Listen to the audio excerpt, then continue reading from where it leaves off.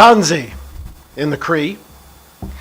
The university which I have served for over a decade now lies at the confluence of two great rivers, the Assiniboine and the Red.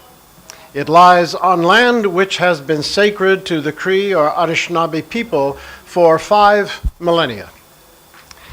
And when the Cree people address a group such as this, they would address that group as one family. No matter where the group may be from in the world, no matter what its diversity, the Cree would say, "Greetings, all my relations." So on behalf of my Cree mentors and the land on which my university stands, I greet you, all my relatives. I greet you. And the Cree people also love story, and it is my conviction that story is to religion as math is to science. So a story, or two, or three. First story is one told by the great Jewish chronicler of the Shoah, sometimes called Holocaust, Elia Wiesel. Wiesel says that in Torah and in Midrash, the rabbis ask the question of the text, why is it that we all have one great-great-great-great-great-great-great-great-grandfather Adam and one great-great-great-great-great-grandmother Eve? And the rabbi's answer is that we have one great-great-great-great-great-grandfather Adam and one great-great-great-great-grandmother Eve in order that no one person may see themselves superior to another. Everything else that I say will be based on that premise. It's been much on my mind these last few days, that story of Wiesel's, because of the city in which we are meeting and the country in which that city is set. Istanbul in particular, and Turkey in general, has been on significant occasions one of the world's great havens.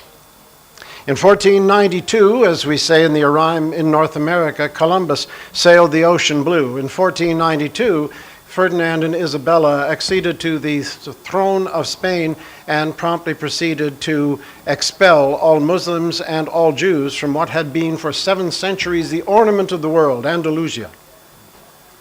Many of those Jews were invited by the Sultan to come here to Istanbul. He is reputed to have observed that Ferdinand is supposed to be a wise ruler, and yet he has foolishly sent me his greatest treasures. Third story. In the depths of the Second World War, the papal nuncio in Ankara was a little Italian peasant. His name was Angelo Roncalli. Later on, he grew up to be Pope John XXIII. Roncalli was in Ankara when 2 members of Haganah reputedly came to him and described to him the Shoah, the slaughter of European Jews under the Nazi regime. Apparently, Roncalli, with tears streaming down his chubby cheeks, simply said, "How can I help? How can I help?" And how he helped was by engaging the government of Turkey and his resources and Haganah to literally buy Jews from under the Nazi regime in Bulgaria and Romania, smuggle them down through Turkey and into what was then the British Mandate of Palestine.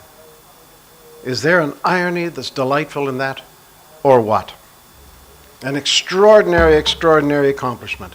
And today we look at Istanbul. How many refugees are there here from Syria? I've heard 1 million. I've met a number of them on the streets showing their passport to indicate who they are and where they're from, bought Kleenex from them. I've heard 2.2 million refugees.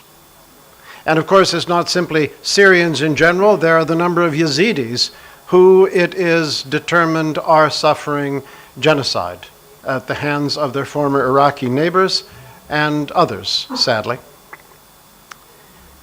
And yet here we have in Turkey, after last Friday's tragic events in Paris, a new pressure on this country and on this city. The world's eyes are on Turkey and they're on Istanbul.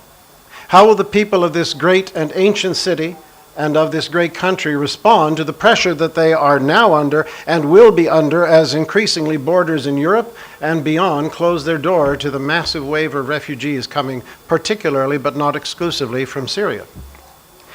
Our responsibility surely is to go from here back to those places from which we have come, those of us who are not Turkish, and to tell those who have sent us or who await our return that the story of what is happening currently in Istanbul and in Turkey is not a Turkish story. It's not a Syrian story. It's not a Yazidi story. It is a human story. There is no story which is not a part of the great human narrative. And thus we begin to move towards the question of the dialogue amongst civilizations. Istanbul is a city which has hosted great civilizations, many civilizations, but still always one city. City, from the Latin civitas, which gives us the root of the term civilization. The Christian scriptural narrative from the Tanakh, what we Christians call the Old Testament, through to that curious midrash, which Christians call the New Testament, begins in a garden but culminates in a city, in the book of the Revelation of St. John the Divine, though it probably wasn't St. John's anyway, but that's another story. It culminates in a city, and that city is meant to be the place where civilization comes together, where civility dominates. It is meant to be, in a sense, Istanbul. Istanbul at the moment is the world. And what kind of civilization this time will be demonstrated, modeled by Istanbul? Well, let me suggest 5 things that are going to be critical to the dialogue that surrounds the question of how civilizations will learn to live with one another, must learn to live with one another. Otherwise, as Toynbee has pointed out, this civilization and our civilizations will simply sink into the sands of time. First of 5 very brief points. To paraphrase Dr. Kung, who is a great favorite of mine also, there will be no dialogue among civilizations without dialogue amongst religions. That is, I think, probably straightforward enough that I will simply let it be with one additional modifying comment. A Canadian colleague with the Canadian Council of Churches, Joy Kennedy, has suggested that the world's religions need to adopt an interfaith Lund Principle. Now, for those who are not within the Christian tradition, the Lund Principle came out of the life of the World Council of Churches in its early days and was born in Lund in Sweden. And it essentially says that Christian traditions will do apart only that which we cannot do together.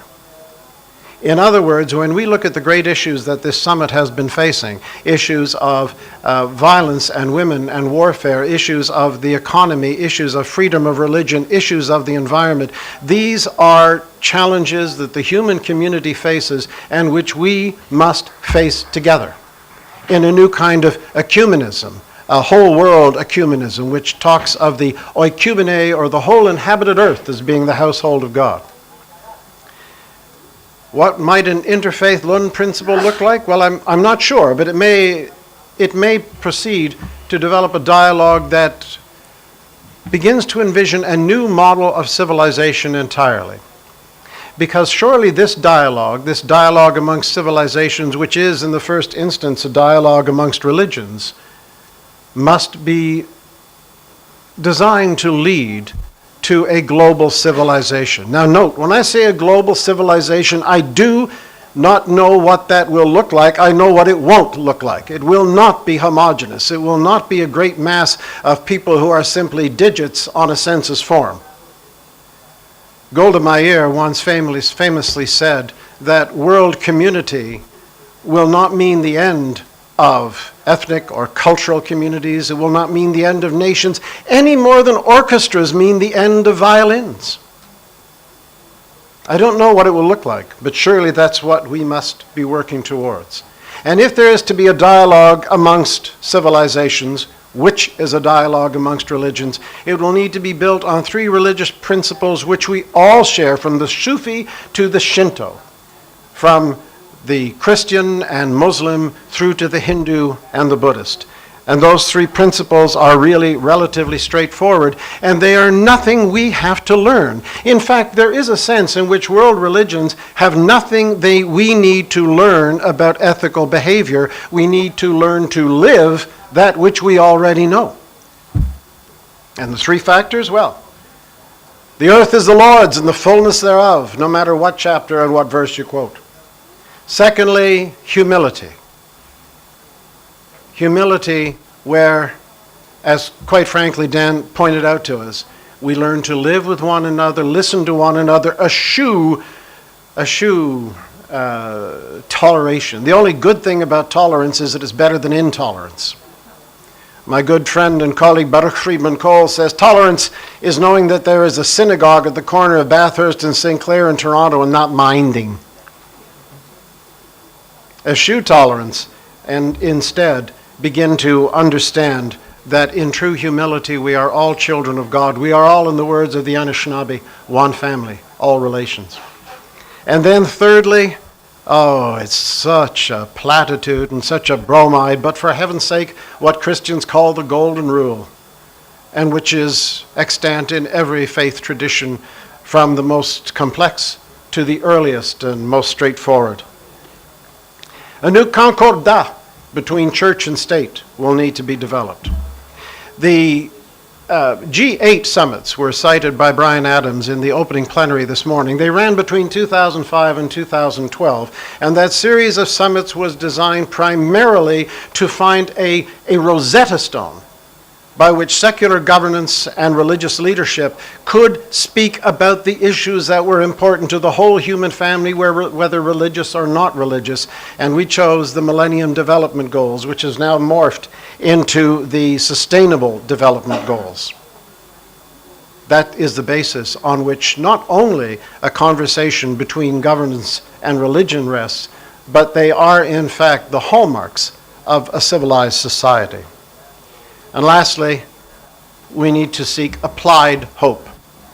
I believe it was Augustine in the Christian tradition who said we must pray as though everything depends on God and work as though everything depends on us.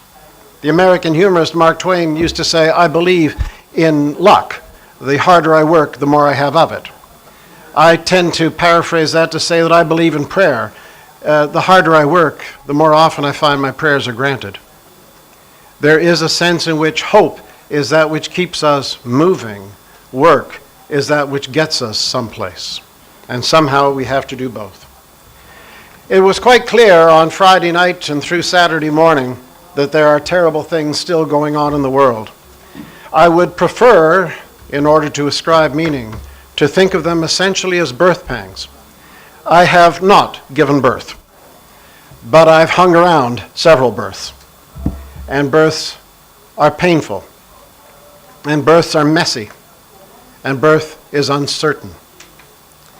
And as we see whether or not it would be possible through dialogue to give birth to a new and a global civilization, the nature of which I cannot yet foresee, I would suggest a strategy that is again applied hope. One last story. 25 years ago, on the west coast of British Columbia, where if you have seen pictures or visited, you'll note that there are rocky shale beaches with mountains closing in behind you and the ocean closing in beside you. An individual took out a dory, a small fishing boat that was rowed, and he rowed off to do some fishing. And the fog set in, and it didn't lift. It didn't lift for 24 hours. It didn't lift for 36 hours.